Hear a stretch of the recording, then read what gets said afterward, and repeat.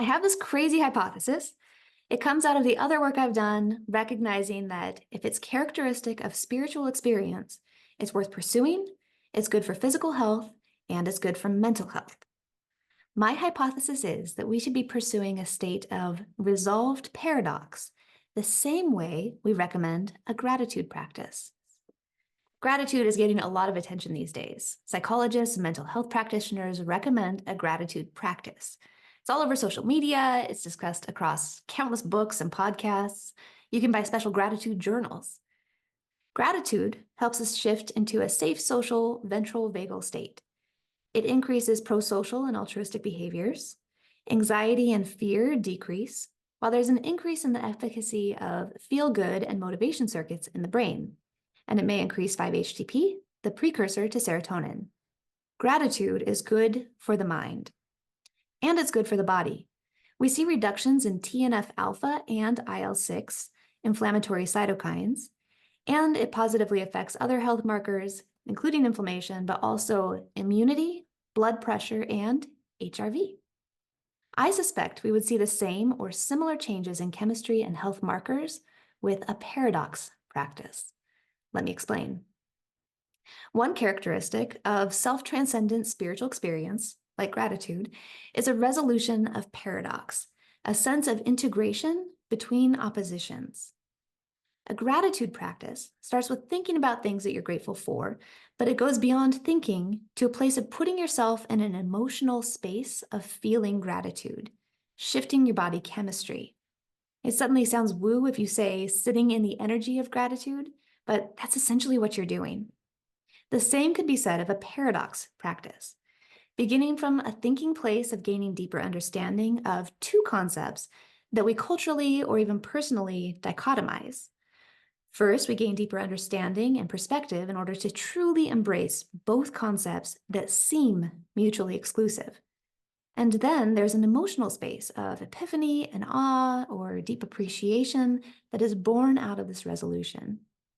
I believe that it's possible to make a practice of contemplating paradoxes in such a way that it would result in better physical and mental health, much like journaling about gratitude. Some examples might be that you are in control of your life and your destiny. You have an internal locus of control, and you believe that you can create your future and your life, while also holding that you are a product of the world, the ideologies, the family, systems, time, place, and experiences that you are born into, that there are forces on your life that you cannot control, and you're along for the ride. Or you are equally an individual while also being a part of something much bigger than yourself, a part of society, a part of the whole. And the micro mirrors the macro. Or holding that you must love and accept yourself just as you are. You are beautiful and perfect and exactly where you are meant to be. But also recognizing that there's room for improvement, aspiring to be better, and seeking toward growth and change. Believing that your mom really did the best she could at the time and forgiving her faults, while also recognizing that it wasn't good enough and it hurt you and that wasn't okay. Seeking to learn everything you can while also fully embracing the unknown. Living with a sense of urgency while also living in each moment as if you have all the time in the world. Knowing is a logical process up in the head, or knowing transcends logic and resides in the body. Your life is small and inconsequential, and yet it is the most deeply profound thing of immeasurable consequence. It's always both.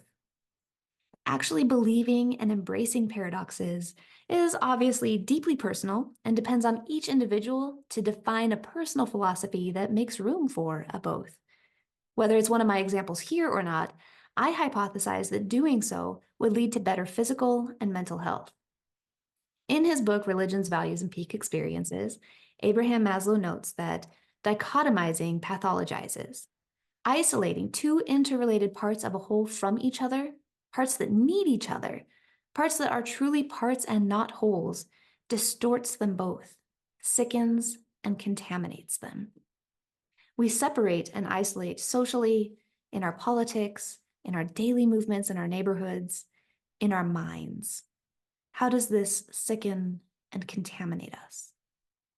I want to study what happens when we transcend the dichotomies, polarities, and conflicts that divide. What happens to us physically, our chemistry, our health markers, our vagus nerve, when we perceive unity and integration? What happens when we make a practice of sitting in the energy of resolved paradox? If I were to go back to school, I would want to make paradox my area of focus. Who's researching this? Is there a team that's already on it? I have a bunch of hypotheses. Where can I go to find the answers? Please comment or reach out if you have any insight. I can't wait to hear from you.